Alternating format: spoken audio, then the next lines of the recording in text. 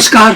D India news ચેનલમાં જનતા માગે જવાબમાં ફરી એક વખત અમે આપની સમક્ષ હાજર થયા છીએ અને અમે જેમ અગાઉ કહ્યું છે તેમને વારંવાર કહીએ છીએ તેમ પ્રજાને લગતા પ્રશ્નો હોય જ્યાં પ્રત્યક્ષ કે પરોક્ષ રીતે પ્રજા શેની સાથે જોડાયેલી હોય એવી બાબતોમાં અમે આપની સમક્ષ જે પ્રજાને મુશ્કેલી પડે છે એનો અવાજ સરકાર સુધી પહોંચે એ માટે આ કાર્યક્રમ દ્વારા અમે કેટલાક પ્રશ્નો લઈને આવીએ છીએ.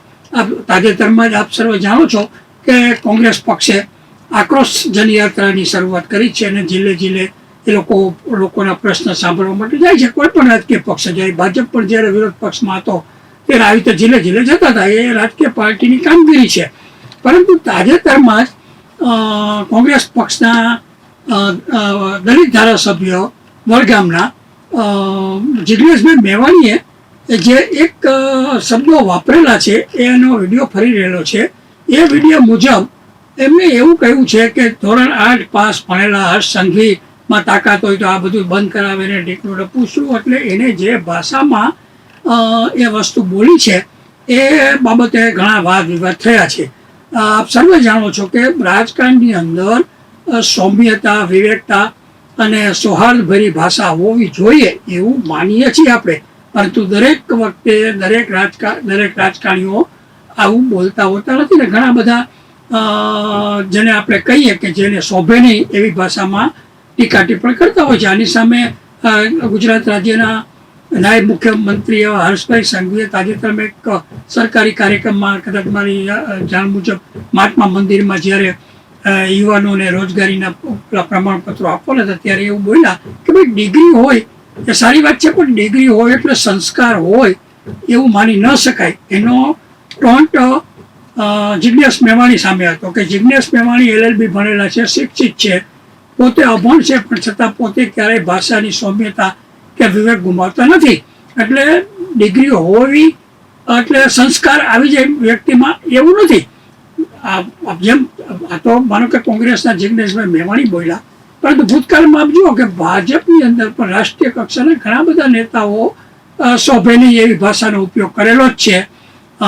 શશી થરૂર જે અત્યારે કોંગ્રેસમાં જવા થનગની રહ્યા છે એમની ગર્લફ્રેન્ડ વિશે પણ 50 કરોડની ગર્લફ્રેન્ડ, આવા બધા ઘણા બધા ભાજપના ટોચના નેતાઓએ હમણાં છેલ્લે બિહારની ચૂંટણીમાં મુજરો કરો આવા શબ્દો પણનો ઉપયોગ થયો છે. એટલે આ શોભાસ્પદ નથી પણ હવે ભારતના રાજકારણની અંદર આ એક છેલ્લા કેટલાક વર્ષોથી 20 વર્ષથી આવું શબ્દોનો ઉપયોગ થવા લાગ્યો છે જે ભારતીય સંસ્કૃતિને કે ભારતના સંસ્કાર મુજબ યોગ્ય ન ગણાય. પણ હવે તો રાજકારણીઓ છે એમને કોણ પૂછે?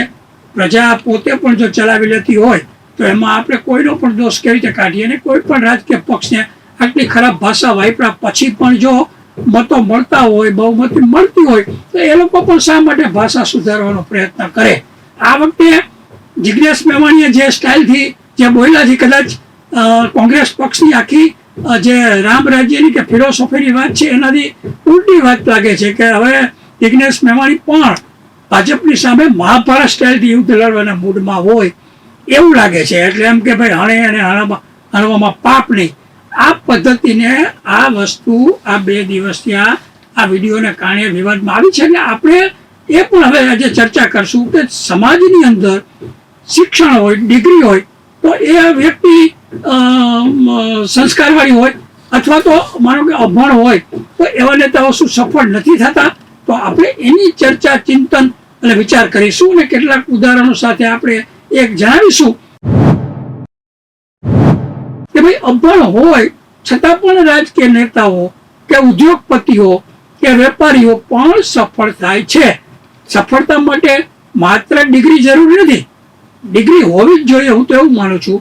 પણ ડિગ્રી એ સફળતાનું રાજકારણનું કે ઉદ્યોગોમાં માત્ર ને માત્ર ડિગ્રી મહત્વની એવું માનવાના કારણ નથી. આમ પણ ભારતની ડિગ્રીની કોઈ અમેરિકા કે જર્મનીમાં કોઈ ખાસ વેલ્યુ પણ નથી. વિશ્વની 100 યુનિવર્સિટીમાં આપણી એક પણ યુનિવર્સિટીનો સમાવેશ નથી થતો.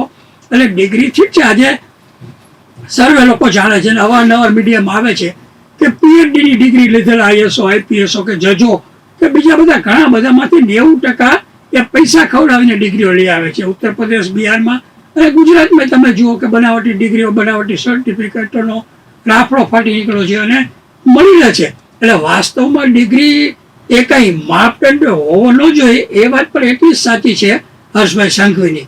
એટલે મેં કહ્યું એમ કે અહીંથી ડૉક્ટરનું ભણીને તમે અમેરિકા જાઓ તો અમેરિકાવાળા પણ ત્યાં પછી કેટલી 6 મહિના કે 12 મહિનાની તમારી પરીક્ષા લે છે. અહીંની MBBSની ડિગ્રી ચલાવતા નથી. જેમ આપણે કેટલીક વાર યુક્રેનથી કે ત્યાંથી ભણીને આવ્યા હોય તો આપણે અહીંયા મેડિકલની ડિગ્રી નથી ચલાવતા. એટલે કહેવાનો અર્થ એમ છે કે ડિગ્રી માત્ર હોવાથી માણસ સંસ્કારી થઈ જાય છે અને સફળ થાય છે એવું માનવું નહીં. અને નથી ડિગ્રી, હર્ષભાઈ સંઘવી પાસે ડિગ્રી નથી પણ એની વાત આપણે આગળ કરશું કે એ પણ સફળ છે. એવા ઘણા બધા રાજકીય નેતાઓના હું તમને ઉદાહરણ આપીશ કે જેઓ ભણેલા નથી પણ રાજકારણમાં ખૂબ જ સફળ થયેલા છે. એટલે અહીંયા મૂળ વારંવાર હું કહું છું યુવાન વિદ્યાર્થીઓને પણ કે ડિગ્રી ન લેવી કે અભ્યાસ ન કરવો એવું કહેવાનો મારો જરા પણ ઈરાદો નથી. અભ્યાસ પૂરેપૂરો કરવો જોઈએ, ડિગ્રી પણ લેવી જોઈએ, આંતરરાષ્ટ્રીય કક્ષાનું શિક્ષણ પણ લેવું જોઈએ. પરંતુ આને માત્ર ડિગ્રીને ભારતમાં જે રીતે કેટલાક રાજકારણીઓ સફળતાનો માપદંડ ગણાવવાનો પ્રયત્ન કરે છે એવું ન થવું જોઈએ. તમે ડિગ્રી લો પણ એનાથી તમે રાજકારણમાં કે શિક્ષણમાં પેલા આપણે સફળ થઈ જશો એવું માનવાનું કારણ નથી.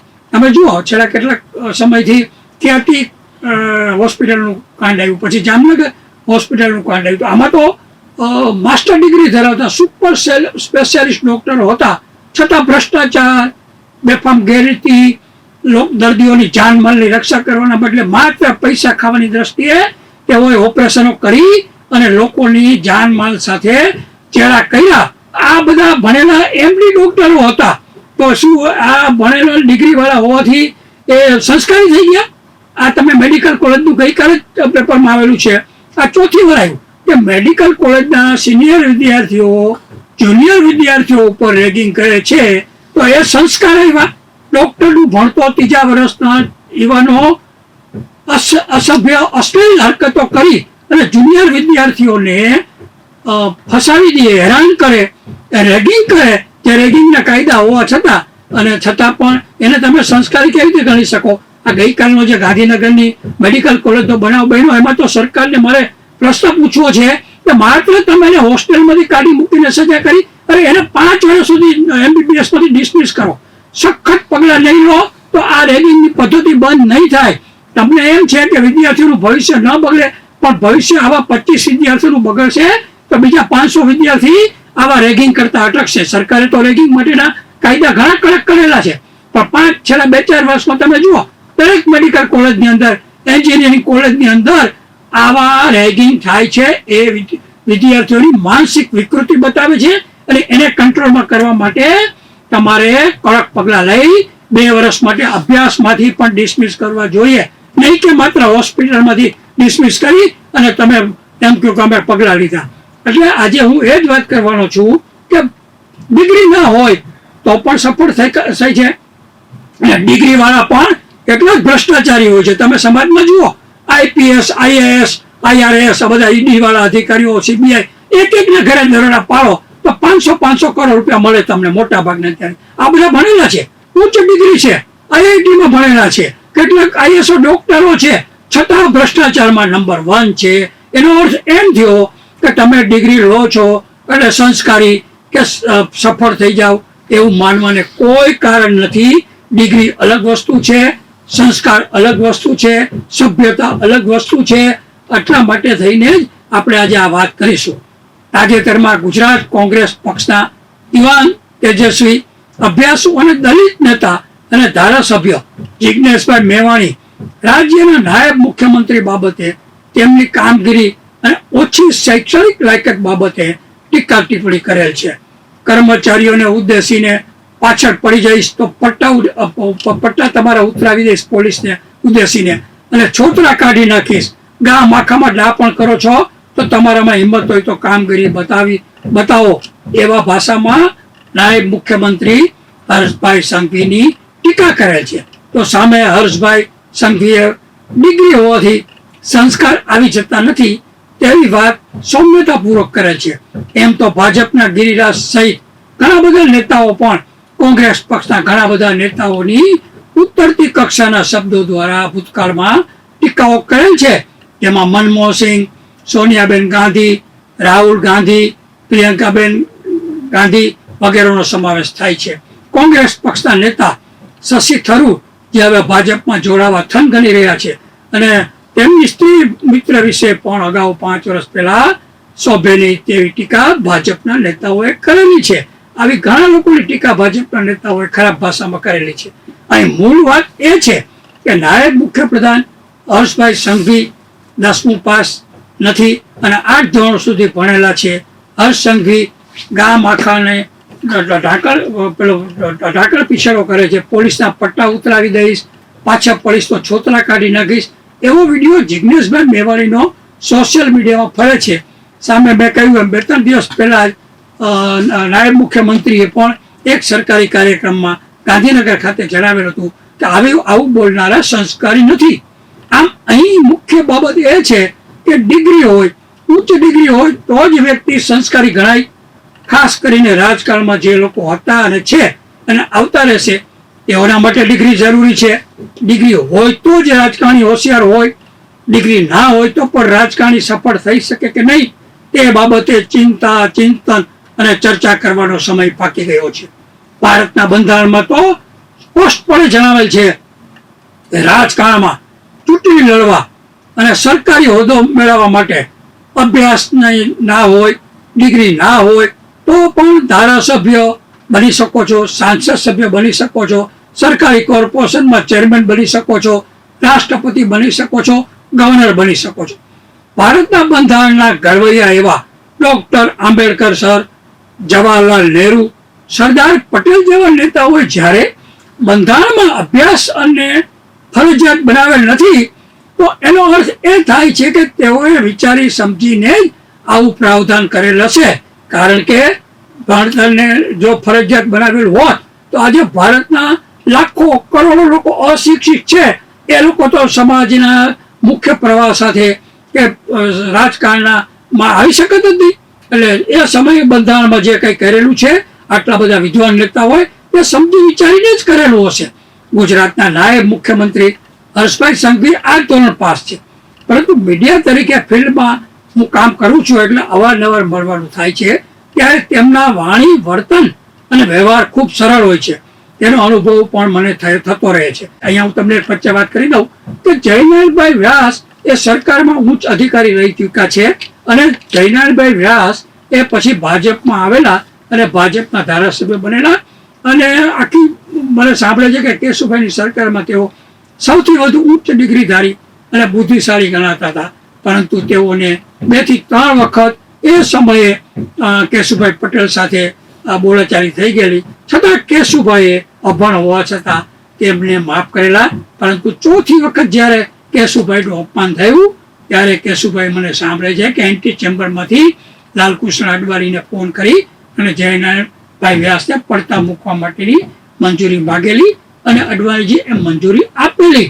એટલે કહેવાનો અર્થ એ છે કે જયનારાયણભાઈ વ્યાસ વ્યક્તિ તરીકે ખરાબ નથી. જુઓ, ખરેખર હોશિયાર પણ છે, એકદમ બુદ્ધિશાળી પણ છે, પણ મેં કહ્યું એમ કેટલીક વખત સ્વભાવગત અથવા તો બીજા કોઈ કારણોસર તમે લોકો સાથે કે તમારા કલીગ સાથે કે જે કેટલીક ડિસિપ્લિન સાથે કે પક્ષની શિસ્ત સાથે તમે કામ નથી કરી શકતા ત્યારે તમારે એ નિષ્ફળતાનો ભોગ બનવું પડે છે. ને હાલ જયનારાયણભાઈ વ્યાસ એ પછી તો ભાજપમાંથી નીકળી અને કોંગ્રેસ પક્ષમાં જોડાઈ ગયા છે. એવી જ રીતે બાબુભાઈ મેઘજીભાઈ શાહ પણ સંસદ સભ્ય હતા અને વિધાનસભ્ય પણ હતા અને તેમનું સાંસદ અને વિધાનસભા બાબતેનું જ્ઞાન ખૂબ જ ઊંડું છે, જેનો હું સાક્ષી છું. અને સરકારના પરિપર્તનો અર્થઘટન કરવામાં પણ ખૂબ જ હોશિયાર છે. તેઓ હાલતા ચાલતા એન્સાઇક્લોપીડિયા અથવા તો રાજકારણની લાઇબ્રેરી ગણાય છે, એટલું એનું નોલેજ છે અને એના મોઢે છે.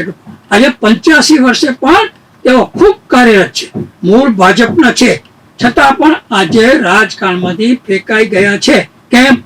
મેં કહ્યું એમ કે તેઓ સીધા રાજકારણીઓ સાથે એના સ્વભાવગત ફિટ ન બેસા. આવા ઘણા બધા ઉદાહરણો છે. શક્તિસિંહ ગોયલનું આપણે ઉદાહરણ લઈએ. ઉચ્ચ કક્ષાના એડવોકેટ છે, બહુ જ હોશિયાર છે, પરંતુ ધારાસભાની સીટ જીતી શકતા નથી, કચ્છમાંથી હારી ગયેલા. તમે જુઓ કે આ શક્તિસિંહ એડવોકેટ હોવા છતાં, વિદ્વાન હોવા છતાં વર્ષોથી કોંગ્રેસના સનિષ્ઠ કાર્યકર હોવા છતાં એ પ્રજા સાથે સીધો સંપર્ક કે સંવાદ કે સંવેદના કરી ન શક્યા, માટે તેઓ જીતી શકતા નથી. એટલે એને ભાજપે એની બુદ્ધિનો ઉપયોગ કરવા માટે રાજ્યસભાના સભ્ય બનાવ્યા છે. તો બીજી બાજુ તમે જુઓ, કચ્છના ભાજપના એક ધારાસભ્ય મારી જાણ પ્રદ્યુમનસિંહ જાડેજા, તેઓ તદ્દન અભણ છે.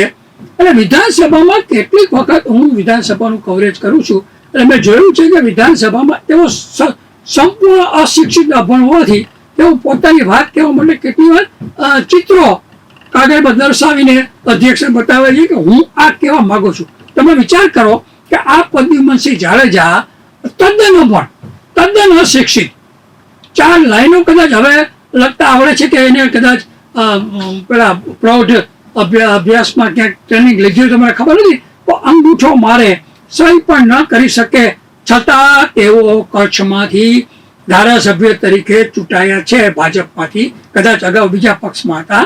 તો કહેવાનો મતલબ એમ છે કે તમારી પાસે ડિગ્રી હોય શક્તિસિંહની જેમ, તો પણ તમે સફળ થતા નથી અને તમે અભણ છો, તદ્દન અશિક્ષિત છો. પણ પ્રજા સાથે સીધા સંપર્કમાં છો, પ્રજાની સંવેદનાને સમજી શકો છો, સમય પ્રમાણે પ્રજાને સાથે તમે ઉભા રહેતા હો છો, પ્રજાની ફરિયાદો સતત તમે સાંભળતા હો અને સતત તેમના સંપર્કમાં રહેતા હો, તો તમે ધારાસભ્ય તરીકે ચૂંટાઈ શકો છો. અને એમાં કોઈ સામાન્ય પ્રજા તમારી ડિગ્રી જોતી નથી, તમારું શિક્ષણ જોતું નથી. પ્રજાને માત્ર એટલી બાબતમાં રસ હોય છે કે આ ધારાસભ્ય અમારી વાત સાંભળે, શક્ય એટલી અમને મદદ કરે અને અઠવાડિયામાં 1 કે 2 વાર અમને ગ્રામ્ય વિસ્તારમાં આવે, મળે અને અમારી વેદના સાંભળે. આટલું જો કોઈ રાજકારણી કે ધારાસભ્ય નિયમિતપણે કરે તો તે ધારાસભ્ય તરીકે, સંસદ સભ્ય તરીકે ચૂંટાઈ શકે છે. એના માટે કોઈ ઉચ્ચ ડિગ્રી જયનારાયણભાઈ વ્યાસ જેવી કે બીજા સૌરભભાઈ દલાલ પણ એ જમાનામાં મને સાંભળે છે કે MBA થયેલા હતા અને રિલાયન્સના કંઈક રમણીકભાઈ અંબાણીના જમાઈ પણ થતા હતા. એનો સ્વભાવ થોડો ઉગ્ર હતો.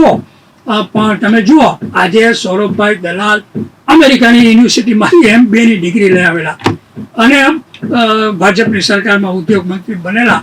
પરંતુ તેમનો સ્વભાવ કહો કે તેમનું લોકો સાથેની સંવેદના સમજવામાં નિષ્ફળ ગયા તેમ કહો કે જે કઈ એની અનાવડત કહો, એને ભાજપે એને પેલા ટિકિટ ન આપી. મંત્રી બનાવવાની વાત તો એક બાજુ રહી. આ કહેવાનો અર્થ એમ છે કે સૌરભભાઈ MBA હતા. એવી રીતે નિર્માના કરશનભાઈ પટેલના મારા ખ્યાલ મુજબ એના ભાઈ કે કાકાના દીકરા મોહનભાઈ પટેલ કરીને પાટણમાંથી ભાજપ એને કેશુભાઈ વખતે ટિકિટ આપેલી, એ પણ ભણેલા ગણેલા હતા. પરંતુ બીજી વખત એમને ટિકિટ પાટણમાંથી, એ પછી તો આનંદીબેન ચૂંટાયા હતા, એમને ટિકિટ ના આપી. આટલા ભણેલા ગણેલા અને નિર્માના કરશનભાઈના કદાચ કાકાના દીકરા હતા કે સારા હતા, એટલું મળ્યા નથી. મારા ગાઢ મિત્ર છે. આજે તો તેઓ બધું રાજકારણ છોડી અને બ્રહ્માકુમારીના ચુસ્ત સેવક થઈ ગયા છે. એનો 90% સમય એ બ્રહ્માકુમારીની પ્રવૃત્તિમાં જ ગાળે છે. અહીંયા ફરીને કહું છું કે એ પણ મોહનભાઈ પટેલમાં ભણેલા હતા. નિર્મા કરશનભાઈ પટેલના અબજોપતિના સગા હોવા છતાં એને બીજી વાર ટિકિટ ના મળી. એટલે આમાં શિક્ષણ હોય તો ટિકિટ મળે એવું નથી. આ પ્રદ્યુમનસિંહને આપી ટિકિટ અભણ હોવા છતાં. કેમ કે એ સીધો પબ્લિક સાથે સંપર્ક ધરાવે છે. આમ ભારતના રાજકારણમાં અભણ હોવા છતાં પણ કેટલાક રાજકારણીઓએ તે પછી સત્તા પક્ષમાં હોય કે વિરોધ પક્ષમાં તેઓ સફળ થયા છે. માત્ર રાજકારણમાં નહીં, ઉદ્યોગપતિઓ મને મીડિયામાં પણ સામાન્ય ભણેલા હોય તો પણ સફળ થયેલા છે.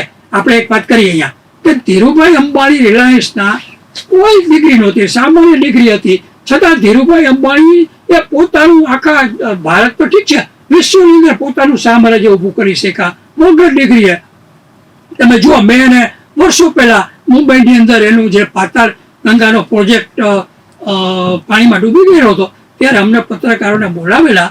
ત્યારે મારી જિંદગીમાં કદાચ હું પહેલી વાર રિલાયન્સ તરફથી પ્લેનમાં બેસીને મુંબઈ ગયેલો અને ધીરુભાઈને ખૂબ જ નજીકથી બેસેલા, વાતો કરેલી 1-1.5 કલાક સુધી. મીડિયા અને અમે 10-12 મિત્રોએ ગુજરાતમાંથી ગયેલા. સ્વર્ગસ્થ ભૂપતભાઈ પારેખ હતા, ગુણવંતભાઈ ત્રિવેદી હતા.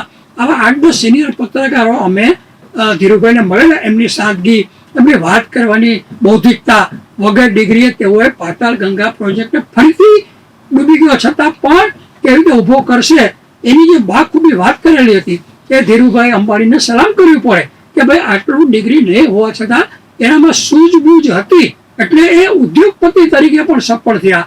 હવે ઘણા બધા ઉદ્યોગપતિ મેં જોયા છે કે જેઓની ડિગ્રી ઓછી છે પણ તેઓ સફળ થયા છે. હવે જુઓ બીજી બાજુ આ ધીરુભાઈ અંબાણીના તેમના જ પુત્ર અનિલભાઈ અંબાણી ઉચ્ચ ડિગ્રી ધરાવે છે અને મારી જાણ મુજબ કદાચ ફોરેનમાં અભ્યાસ કર્યો છતાં પણ તમે જુઓ છેલ્લા 1 મહિનાથી ધંધામાં તો નિષ્ફળ ગયેલા છે અને એની સામે ભ્રષ્ટાચાર અને ગેરરીતિ માટે સીબીઆઈ અને ઈડીની ફરિયાદો થઈ છે અને ઈડીનો સામનો કરી રહેલા છે આ ડિગ્રીધારી. આવા બીજા અનેક ઉદાહરણોની વિસ્તૃત વાતો આપણે બીજા એપિસોડમાં કરશું, પરંતુ મૂળ વાત ઉપર આવીએ તો ઉપર જણાવ્યા પ્રમાણે કેટલાક રાજકારણીઓ ઓછું ભણેલ હોવા છતાં રાજકારણમાં સફળ થયા છે અને તેમના વાણી, વર્તન અને વ્યવહાર પણ શોભેવા રહેલા છે. ડિગ્રી હોવી અને સંસ્કારી હોવું એ બે અલગ અલગ બાબત છે. હર્ષભાઈ સંઘવીએ આ જ બાબત કહેલ છે. મહાત્મા ગાંધીએ પણ સાચા અર્થમાં કેળવણી ઉપર ભાર મૂકેલો છે, નહીં કે ડિગ્રી ઉપર. જો મહાત્મા ગાંધીજીએ ક્યારે એવું કહ્યું નથી કે તમે ઉચ્ચ ને ઉચ્ચ ડિગ્રી મેળવો, પણ કેળવણી એટલે કે તમે વાંચતા લખતા શીખો, તમારું માઇન્ડ ડેવલપ થાય શિક્ષણને કારણે. પણ એ કેળવણી એટલે સાચા અર્થમાં હૃદયથી તમે માનવીય અભિગમ વાળો અભ્યાસ કરો, એવું ગાંધીજીનું કહેવું હતું ને આજે પણ છે. હવે તમે જુઓ આજની તારીખે પણ વિશ્વનો કોઈ પણ નાગરિક મહાત્મા ગાંધીજી